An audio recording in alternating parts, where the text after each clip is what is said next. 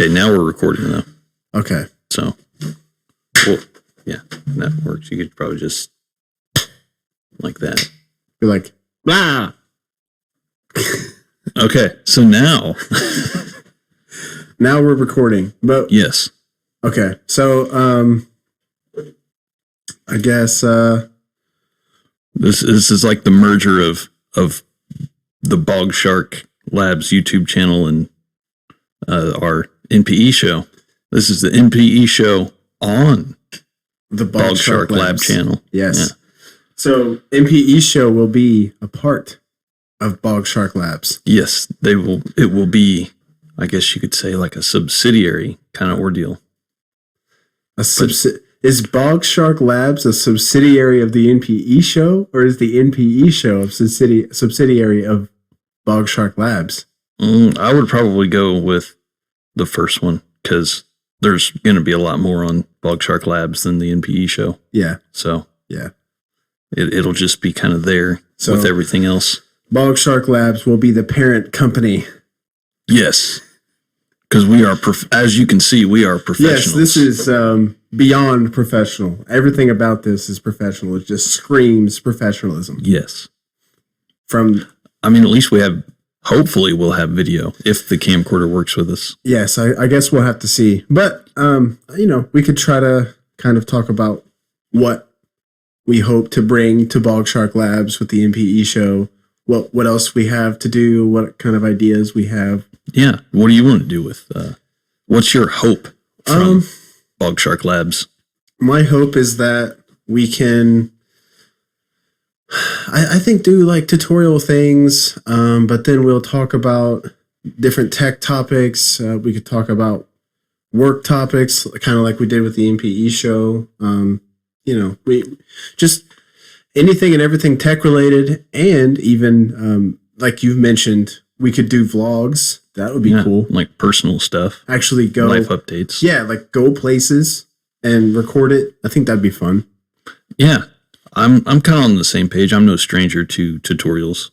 I mean, I have a whole other channel somewhere floating around with just tutorials. I remember you had a really huge C++ tutorial. Yeah. It was quite extensive. That channel did pretty well. Then I didn't touch it for 7 years. Yeah. And here we are. I think you got to the monetization step though, right? Yeah, I got to the monetization threshold. It was monetized there for a good, I don't know, maybe 6 months until they moved the criteria. They moved the finish line, so to speak. Yeah. Or I guess they moved the start line, not the finish line. They moved the start line. Yeah. So you gotta start again to get there. Good fun. But I think like the kind of stuff I would hope for from the tutorial stuff is not just teaching viewers, people coming to the channel, but also teaching each other about tech topics. So, I think we've talked about that before, where one of us might go into studying something and then the other one will just wait to be taught on the video, kind of live. Yeah, I think that's good format that I haven't really seen before. It may be out there, but I haven't seen it. Where you have a teacher and a learner. Yeah. And it's kind of more interactive, or would be, I think, so that, as whoever's watching the tutorial won't feel so alone. Yeah. There's someone else in their position that could possibly ask questions on the fly that, would naturally come to anyone watching it. I think it would be, it would be different than just having someone drone on about some topic for 30 minutes, 15 minutes, 30 minutes, 45 minutes, whatever it is. But yeah, I think it would. I feel attacked. I'm not saying that you droned on for 30 minutes, but I would never do that. I don't even remember how long your videos were for that. Weren't they like 15 minutes? They varied from like 5 to 25 minutes, I think. But there was no video editing. They were just one take all the way through. Post it. If you make a mistake, you make a mistake. You just live with it. Yeah, you live with it. It stays there, which I think is good. People need to see that everybody makes mistakes. I think that's good. I think even we could use video editing just to enhance the video and not necessarily remove mishaps and stuff, because I think, Yeah, we talk about that on the MPE show a lot, which this is the MPE show, just on the channel. We talk about that on here a lot. We talk about that during these podcasts, yeah. Yeah, how nobody's perfect. Everybody makes mistakes. And it's good to embrace them. Yeah, it's good for others learning to see mistakes. Yeah. And that you make mistakes. Even if you're knowledgeable in your field, you're going to say stupid stuff all the time. Yeah. If you don't, then you're doing it behind closed doors or you're delusional. Yeah, or you're covering it up. Yeah. Which is a big thing in tech. Yeah. No, I didn't make a mistake. It was that thing. The software was glitching. It broke. It just broke. It's not that I broke it. Yeah, it just broke. Couldn't be. I am flawless and perfect. I don't break things. I didn't deliver that code to production. Production just decided to break one day. Yeah. That's what it was. On the same day of the deployment of my code, it just broke. I don't know why. Which it can. That can happen, but it happens all the time. Yeah. I think my hopes for the Bog Shark Labs is, I've had this idea of like a second renaissance, where we rediscover kind of the attitude of just making I don't want to cuss, making things just to make things. You could cut it out. We could practice the bleeping editing. Making things. Things, yes. Making things just for the sake of making things. Yeah. Because I think I don't want to say especially our generation, but we grew up with the idea of everything has to have a return on investment, otherwise why do it? Which I think is a damaging thing. You got to go to college, get a corporate job. Yeah. Make money, die. To be worth something in society. Yeah. Rather than just making things to have fun. Make things. We're alive. We're human. We want to feel stuff. We're passionate. Yeah. We want to do stuff that oh God, there's dog hair in my face. Nice. Yeah. We want to do stuff that brings joy and not just economic value, I think. Yeah. Precisely. And bring everybody else along for the ride. Yeah. If people enjoy it, then awesome. That piece of dog hair is just floating around everywhere over there. It was floating around the mic. But yeah, and I have a life event hopefully coming up that could provide ample content. It could provide content. Hopefully, if we got a better camera and could exactly bring it around. Yeah. Which I apologize for this camera.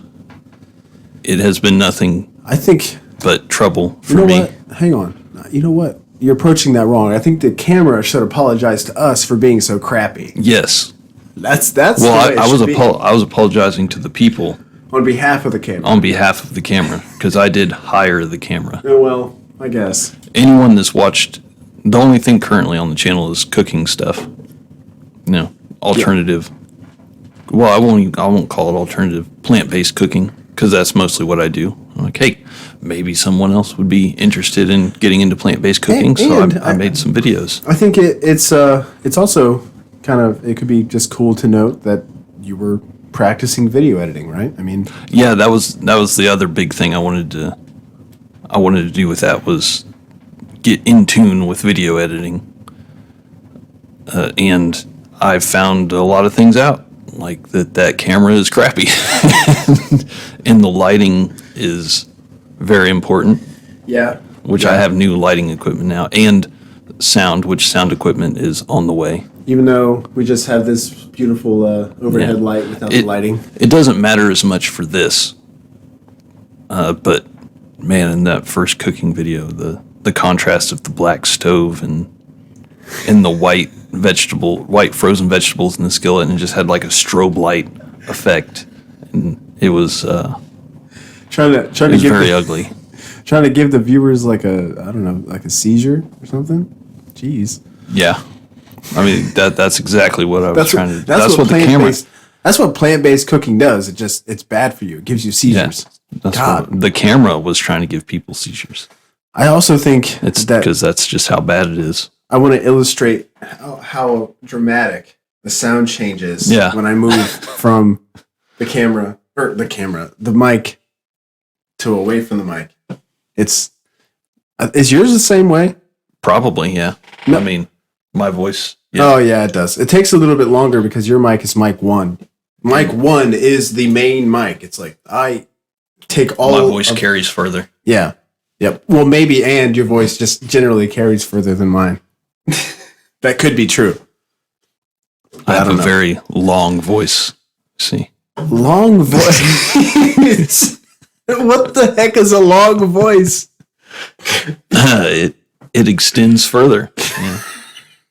That's what it is. Okay. Off on our tangents. No stranger to NPE show peoples. To our 4 viewers. Yes, to our 4 viewers. But yeah, my parents. But sometimes, pretty sure they haven't seen them all. But I think my mom watched like 1 or 2. Now it's on YouTube. If it gets on YouTube, there's absolutely no excuse not to watch it because YouTube is readily available to everybody. You're not just constrained to Spotify now. Yeah. But yeah, so the second Renaissance. That's my vision. That's that. I don't even know where we went and why from the second Renaissance, but I was like Renaissance 2.0, where we just learned to chill out again. Yeah. And discover what it is to be human and make things just to make things. Find the passion in technology again. Yes. That it's hard to once you work a corporate job in tech, it's hard to really get that passion back. I think because it definitely does leave you. But surely there are other companies and other like avenues of tech that maintain that kind of passionate work environment. I think there's probably places that try to at least. Yeah. But I don't see how at some points it wouldn't be stressful for every position. Yeah. And especially the way things move now. Just agile. It's agile. It's all agile. It's agile plus the Oh, AKA you have deadlines that are in 2 weeks now instead of months. Yeah. But, I mean, if you deconstruct the goals properly, that's not a big deal, but it's hard to do that. It's hard to do it properly. And there's like with our situation specifically at work, it's like we're introducing that process to a long running system that's been going for like 8 years. Yeah. Hasn't ever had anything like that. I mean, I think at times there was attempts and stuff, but to the extent that we're doing it now is pretty unheard of for that project. So the amount of inertia that we had to circumvent and work with to kind of introduce the whole agile approach is pretty substantial. Yeah. I already told you about the show I was listening to was talking about the whole airline crash thing. I think so. It was like because a contractor made an update to the system. Yeah. I'm currently on call this week, and that is everyone's worst nightmare. Like that is what tech nightmares are made of. Yeah, it's like you log in, you're like, oh, this is an easy fix, and then you you make a change and suddenly all of the airlines are just down. And it's like, yeah. Oh You my know, gosh. There's billions of dollars in loss, and God. there you are, just the lowly tech guy, Just sitting there at your computer, just trying to do your job. You've remote desktop, or not desktop, I don't know, you've puttied in, you've done whatever you need to do to get into the server, and you're like, what the hell? Or what the heck? I think we may need to call L3. We may need to call a higher power. Yes. At this point, we may need to call the senior devs. What if you are L3? Then you're just, I don't know. Have fun. If L3 did that, good luck to them. Well, or whatever the senior I don't know if level is. Did I already mention this on this on the MPE show about when I ran the Yum update? Yeah, we talked about it briefly, but yeah, that was a fun time. That was similar. It was very similar. Yeah, I don't remember when we talked about it, but I feel like revisiting it is like fitting here because it was, oh my God. It was almost, could have been, it appeared to be that situation, but thankfully it was not. Oh man, it was not as it seemed. That was rough. We did talk about it because she clean, or as the cooking peoples know her as cleanup crew. Cleanup crew, yeah, is under the table making noises. That's right, because we talked about how I came in to this room, which was your office at the time, and I was like, dude, I'm gonna get fired. You just like open the door and your hands were like, and you're like, dude, I'm gonna get fired. I'm gonna get fired. Like, oh no, why? You're like, it's gone. Everything's gone. I'm like, what's gone? You're like, all of it. All of it's gone. What did you say in your like stoic way? I don't remember. I can't even. I remember you're like something like it's all gone on the server. I'm like, what server? And you're like, all of them. All of them.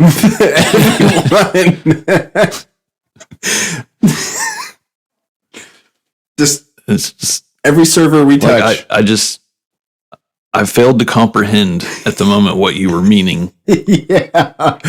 Like literally the virtualization software we use just said, nah. I was like, thankfully it wasn't as bad. No, it wasn't as bad. Got one of the senior devs and we got one of the senior devs. I spent probably, I would say 20 to 24 hours in the next 2 days trying to fix it. And I think we ended up replacing 2 of the images, or not 2, 50% of the images. And then we found the stupid config file that was updated, just had to point to the right location on the server, and the rest of them were there. God. Yeah, because what happened was it updated where it points to find the images, right? Yep. Yeah. It updated a config file that points to the right volumes, and the volumes were intact. They're fine. But that config file, I'm assuming it must have like restarted it and everything was running on that. Yeah. Nice. I ran the update command, and right after I ran the update command, I typed in Docker, and it was like, what are you looking for? What's that? It's like, what are you looking for? It's like, never seen this man in my life. Don't you do this to me right now. Oh man, I can only imagine, because I've had that too, working in on-call, that sudden jolt to your heart. Yeah. When you type something in and it doesn't do what you expected it to do right after you just changed something. Like, you just update a DB field and you go back to the application. It's a search. And you try to find something you added or make sure something you got rid of or changed is changed, and then it's just not there. All the data is gone. Like, it's all just gone. I didn't run a drop command. What happened? Thankfully, the only times that's happened so far, you're going to get tangled up in this. Quit. Why are you? Go lay down. She's fighting it. She's fighting nose into the chair. Go lay down somewhere. Are you? You're causing trouble. It's like, why are you speaking into those things? You're speaking into those weird contraptions. But you were saying. What was I saying? You were saying. Oh yeah, the only time that's happened to me in on call, thankfully, it was just because of like a lag in the application getting the updated data. Yeah.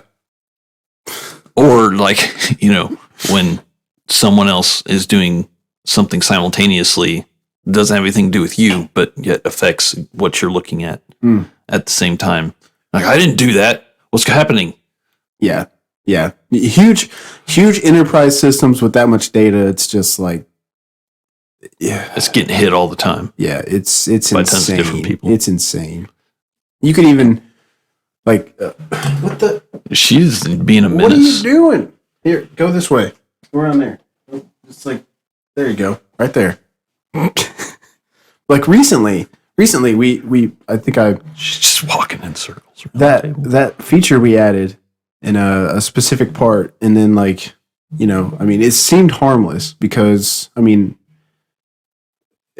so let me see if the part of the system expected a list as an input, right? So it was like, all right, we can expect that there will be multiples, and we can handle those all in this one place. It'll be a batch. We'll query for that batch of things.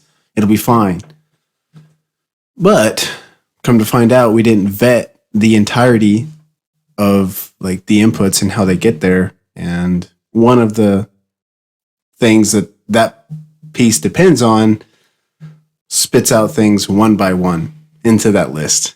And you run that logic for every single input rather than having a list of them. So then you end up querying on that huge table. Yeah. Oh yeah, that brings up the other thing of clean up your tables, people. Clean up your tables. That's yes. That's a big deal. You got millions of records. If you don't need the data anymore, say goodbye. If you don't need it for analytics, you already got your reports. It's already there. It's, the stakeholders have seen all the data. You don't need it in the DB. Say goodbye. Because that's how you get latency. Lots and lots of latency. Good old latency. Those full table scans. Also indexes. Yes. Indexes and clean up your tables. That's how you prevent latency. Also, don't be an idiot and fully vet the feature before you add the code. Yeah. Because the people that you're showing the spot won't vet it. They'll just write the code the way you said because they expect you know better. And in some situations, you don't know better. Yeah. So try to know better. Speaking for myself. God. Fun stuff. But you don't learn until you do that. And then you're like, oh, crap. And then it staples in. Every time you do something stupid like that, you learn a little bit more. Thankfully, I don't know why I have this. I don't need it anymore. Oh, yeah, because we're... Yeah. Thankfully, where we work isn't as... like they expect things will go wrong at some points because we are very fast moving. Yeah. So it's not like the end of the world if you screw up a small thing on prod. Yeah. Yeah. Big things on prod can still be a big deal, but it can be a problem. I mean, you gotta make sure you put you at least you don't just throw stuff. You don't just yeet stuff. I mean, and have a plan to mitigate. That's because if there's a workaround, it's not a big deal. If there's not a workaround, it's a big deal. Now you have to end up reverting the feature, and then it's like sometimes you got to roll out. You got to roll back builds. Oh God. So I think one thing that I keep learning is not only vet features more. Make sure you know what kind of data you're dealing with. So like, I think next time I do something that's, like the problem is it's hard to, when you're designing a feature, it's hard to fully vet it because it's like sometimes you expect that the implementer will also kind of like be weary of things. It's like this is the spot that seems most reasonable with my current knowledge. It's like I don't know. Some people I feel like should be more aware when they're writing the code rather than just being like just blindly following. There it is. Like they see, which is also a problem. They see the design, and I'm also kind of I've done this before as well. If someone makes a really good design, you really want to just follow the design to a T, and you kind of forget to read the actual code around it. Yeah. And then when it doesn't work, you're like, well, I have no idea why it doesn't work. Yeah. Even though because you don't know what you're doing. You're just following the design blindly. I think in a perfect environment, designs of features would be more well thought out in a slower environment. Because, not all fast environments are fast like the environment we're in. The environment we're in is fast in an entirely different way that other fast environments might be. It's like it is quite unique. Yeah. Since as we've heard from more experienced people that come and go. Because obviously you should design your features, but in an environment where it's like you learn simply by doing. Yeah, the system's so massive that no one knows even everything in a certain subsystem. Yeah. I know a fair bit about a few particular subsystems to where I could write competent designs, but then there's some other subsystems I know nothing about. Mm-hmm. And I would just have to wait till I got in there to really know what's going on. Yeah. Oh God. She is an absolute easy. Ellie. She is being an absolute menace. God. She's about to pull the entire thing down. What is this? The mics. Is this around her foot or something? It's Here. Lift up your paw. What? Her right paw. Ellie, lift it. Her left paw. You know what, Ellie? Just go. Go out somewhere. Come over here. Oh, God. Okay. Just come here.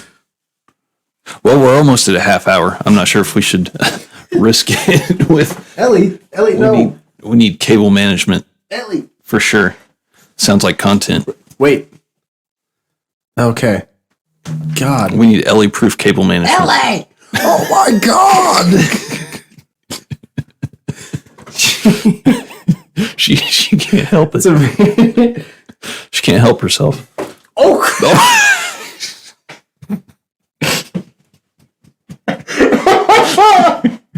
Oh my God! I just bashed her in the face. Don't worry, I won't punch you in the face with my water. But don't. I went to grab the jug and just like. Okay, so we're at almost a half hour now. I'm not sure if we should risk the camera further from this point, or our own safety. Oh my God! From this point, ooh, she just hit her head on the table. Stop! You are just very prone to injury. Well, that was like a 5-minute segment of complete. I don't even know if it was 5 minutes, but so that sounds like future content, cable management for the Pod Lab. We could video it. Be like, hey, this is cable management. This is how it is. This is how we crappily manage our cables. This is the This is the way that the professionals do it. Yeah, This is the way. This is the way software engineers with 4 years of experience cable manage. Hey, I just have 3. Oh, sorry. You don't bring you. Yeah, speak for yourself. She's coming. Okay, so I think this is a good time to transition out of this first, hopefully recorded NPE show. Hopefully the camera is still going and not dead or corrupting the files. So like my cooking videos. If we want to bring it back a bit and then kind of reiterate the future goals, because right now basically we followed no format. Renaissance 2.0. Yeah, Renaissance 2.0. We're going to teach you things and we're going to do things even if they have no purpose. Yeah, just for giggles. We're going to do them just to have fun. We're going to like teach each other things via tutorials, which will also hopefully teach others things. We will spread all of the valuable experience we have in our brains now. All the valuable experience that brought you today's episode. The value of grainy video and